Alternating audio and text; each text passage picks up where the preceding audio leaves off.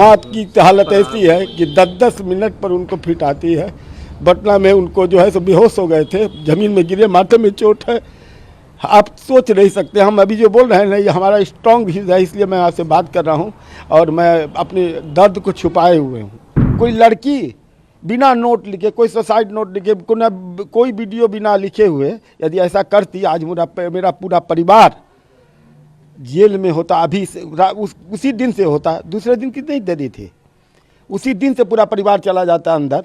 ये पूरा जो मामला है सो 2021 से चालू हुआ है। उसकी माँ आई हुई थी बेंगलोर, वो पहले से भी कुछ पैसा अपना मकान खरीदने के नाम पर उससे ली थी। डिवोर्स की बात हुई, उस समय तक पैसा उसने नहीं लिया था।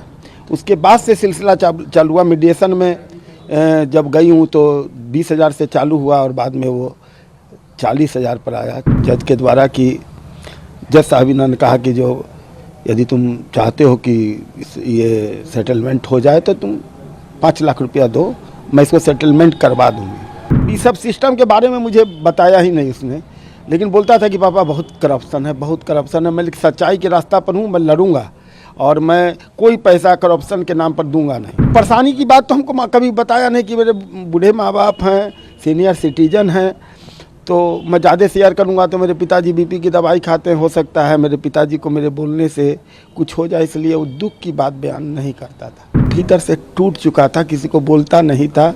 उसने तो राष्ट्रपति से भी गुहार किया, अमेरिका के प्रधानमंत्री नरेंद्र मोदी जी से भी गुहार किया। मैं भी गुहार करता हूँ अपने नीतीश कुमार जी से भी, जो बिहार के रहने, हम भी बिहार के हैं, और यदि उनको हम लोग का दुख लगता होगा कि सही है तो मदद करना चाहिए उनकी इस कानून व्यवस्था पर। हमारे पूरे परिवार पर 498 का केस आज भी था।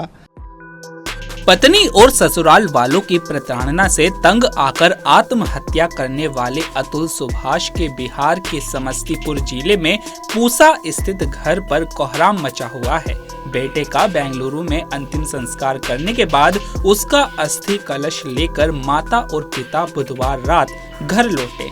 गुरुवार को उनको सांत्वना देने के लिए सुबह से ही शुभचिंतकों और रिश्तेदारों के अलावा आसपास के लोगों की भीड़ जुटी रही। सभी लोग अतुल के पिता पवन मोदी और परिवार के अन्य लोगों को सांत्वना देकर सरकार से न्याय दिलाने की मांग कर रहे थे। अतुल के पिता ने कहा कि उनका बेटा भगत सिंह की तरह शहीद हुआ है। उसने देश की कानून व्यवस्था को सुदृढ़ बनाने के लिए खुद फांसी लगाकर जान दे दी।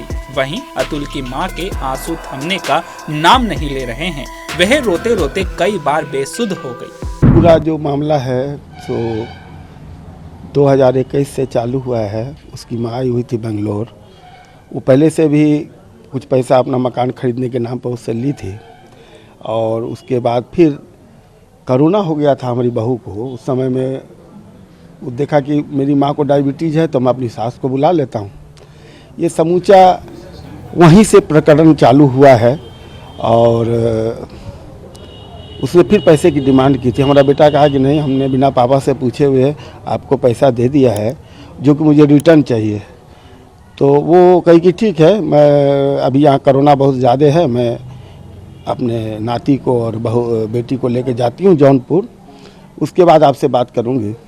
वहाँ जाने के बाद उसने कहा कि तुमको पैसे चाहिए ना, ऑनलाइन अपनी बहू से मेरे बेटा के अकाउंट में पैसा उसने भेज दिया। उसके बाद उसने क्या रचा, मैं तो सोच भी नहीं सकता था इस सब बात को। मैं सोचा भाई कोरोना के समय में गई है, फिर आ जाएगी, कोई गुस्सा वाली बात तो है नहीं खास। लेकिन उसके बाद जनवरी से उसने केस डालना चालू किया। मेरा बेटा कहा कि पापा ये तो केस डाल दी है, अब तो आएगी नहीं है।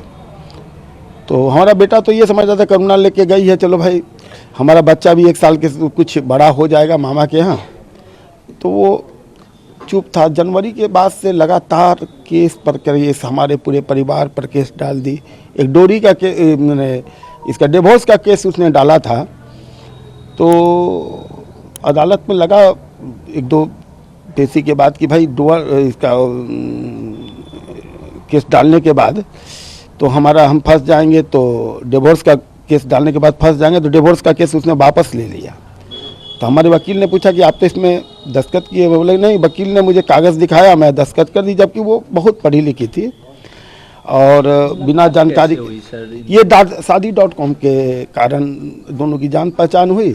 और हम भी चाहते थे कि दोनों की ठीक है, दोनों आदमी एक दूसरे को जान पहचान लो और शादी कर लो, मुझे कोई आपत्ति नहीं थी। और HHI में शादी हम बनारस में किए थे और उसमें जो भी पैसा मेरा खर्चा हुआ था, हम लोग क्या अपना यहाँ से जो बाराती गए थे तो उसमें हमने खुद पेमेंट किया है, जो कि ऑनलाइन किया है।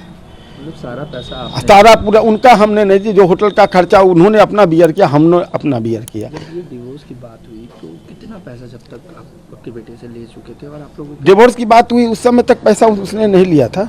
उसके बाद से सिलसिला चालू हुआ। मीडिएशन में जब गई हूँ तो 20,000 से चालू हुआ और बाद में वो 40,000 पर आया। 40 से फिर कहा गया जज के द्वारा कि जज साहबिना ने कहा कि जो यदि तुम चाहते हो कि ये सेटलमेंट हो जाए तो तुम 5 लाख रुपया दो, मैं इसको सेटलमेंट करवा दूँगी।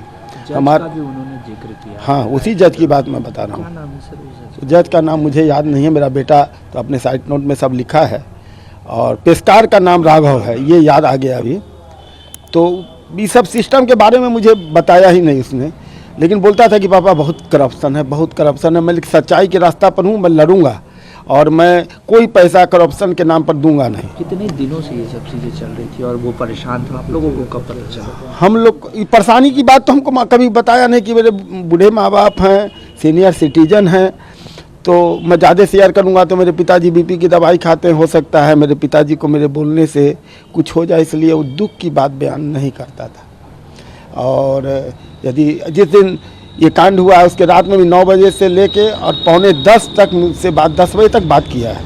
और मुझे देख के आपको भी लगता होगा ना, जो उसने साइड नोट बनाया है, फोटो मैं भी देखा हूँ उसका वीडियो, उसमें आपको देख के लगता है कि कोई आदमी इस तरह के एकदम अच्छे से वीडियो बना के वो इतने दिन में ऐसा कर लेगा, इतनी कठोर कदम उठा लेगा। लेकिन वो भीतर से टूट चुका था, किसी को बोलता नहीं था।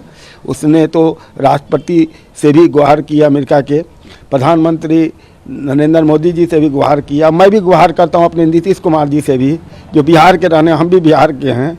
और यदि उनको हम लोग का दुख लगता होगा कि सही है तो मदद करना चाहिए उनकी इस कानून व्यवस्था पर। हमारे पूरे परिवार पर 498 का केस आज भी था जो जौनपुर में, जिसमें हमारे सीनियर वकील विजय कुमार श्रीवास्तव और अवधेश तिवारी जी और एक तो आपको सुशील यादव जी, ये सब सुशील राय जी, ये सब हमारे वकील हैं सीनियर।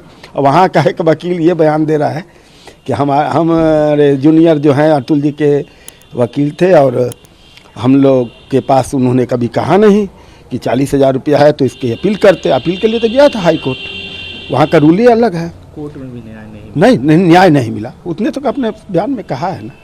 उन्होंने ये भी जिक्र किया है कि मेरे बच्चे से भी हमें मिलने नहीं, सबसे बड़ा शौक यही है।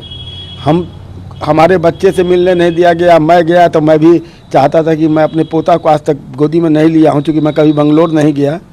मैं ना वो यहाँ कभी आई है, एक दिन के लिए आई और फिर के बाद दोबारा आई नहीं। उसने लिखा है कि मुझे प्रताड़ित किया जाता था, दहेज की मांग की जाती थी। आप सोच के देखिए, जो बहू कभी आई नहीं, जिससे कभी मैंने बात नहीं किया, उसको मैं क्या बोल सकता हूँ। Justice is due. हाँ, अंतिम समय तक भी उन्होंने यही बात कहा। हाँ, तो जस्टिस तो है, बाकी वो तो शहीद हुआ है ना। मैं तो ये समझता हूँ कि मेरा बेटा शहीद हो गया। जैसे भगत सिंह शहीद होकर के राष्ट्र को संदेश दे के आज़ादी दिलवाया है, तो इस बुरे, हम समझते हैं करप्शन जो चल रहा है अदालत में और न्याय में, उसको जरूर नरेंद्र मोदी जी और जो न्यायपालिका है, सुप्रीम कोर्ट और उनके जो उच्च अधिकारी हैं, न्यायाधीश हैं, उनको चाहिए कि ये न्यायालय जो है एक मंदिर है, वहाँ पर बैठा हुआ इंसान यदि करप्शन करेगा तो फिर और अतुल सुभाष ऐसा करेंगे। मैंने उसकी यही भावना थी कि और कोई अतुल सुभाष ऐसा नहीं करे, कानून में सुधार हो। ये कानून का जो गलत दुरुपयोग हो रहा है उस पर संशोधन करने की ज़रूरत है। और हमारे परिवार को न्याय एक ही चाहिए कि हम लोग यदि दोषी है तो उसका जांच कराया जाए। और मेरे पोता को कम से कम यदि न्यायपालिका में कोई ऐसा प्रावधान हो कि हम लोग को दिए जाए, तो हम लोग सोचेंगे कि ये बहुत बड़ा एहसान है हम लोग के परिवार पर इस न्याय का। यही हम मान के चलते हैं भाई साहब, और कुछ हम नहीं बोलेंगे। उनकी माँ की हालत ऐसी है कि 10-10 मिनट पर उनको फिट आती है। पटना में उनको जो है सो बेहोश हो गए थे, जमीन में गिरे, माथे में चोट है, आप सोच नहीं सकते, हम अभी जो बोल रहे हैं ना ये हमारा स्ट्रॉन्ग व्यूज़ है, इसलिए मैं आपसे बात कर रहा हूँ और मैं अपने दर्द को छुपाए हुए हूँ। और आप लोग मीडिया की आवाज़ मैं जानता हूँ कि कहाँ तक जाती है। सर निकिता और उनके परिवारजन फरार हो चुके हैं, सरकार से क्या गुहार लगाएंगे? हम तो चाहते हैं कि यदि आज मेरे बेटा की जगह कोई लड़की बिना नोट लिखे, कोई सुसाइड नोट लिखे, कोई वीडियो बिना लिखे हुए यदि ऐसा करती, आज मेरा पूरा परिवार जेल में होता। अभी से उसी दिन से होता, दूसरे दिन कितनी देरी थी, उसी दिन से पूरा परिवार चला जाता अंदर। लेकिन उन लोग तो कल तक थे, मीडिया वाले को कहते थे कि फ़ोटो मत लेना जी, मेरा वकील तुमसे बात करेगा, और आज फरार हैं, गायब हैं। इसका क्या मतलब है कि दोषी है। मीडिया के सामने जो आदमी नहीं आ रहा है उसको आप क्या कहिएगा? वो बाद में जाकर के सबूत जुटाएगा और बाद में जाकर जो बात थी तुम मीडिया को बताती ना, वो तो कुछ भी इल्ज़ाम तुम किसी पर लगा लोगी। अभी भी न्याय चाहिए। न्याय तो चाहिए, न्याय के बिना तो हमारा बेटा क्या लिखा है, क्या किया है, तो आप देखें ना। जब तक न्याय नहीं मिले तो क्या करना है। सरकार बस से क्या डिमांड कीजिएगा? सरकार से हम न्याय मांगते हैं और कुछ नहीं मांग रहे। नमस्कार।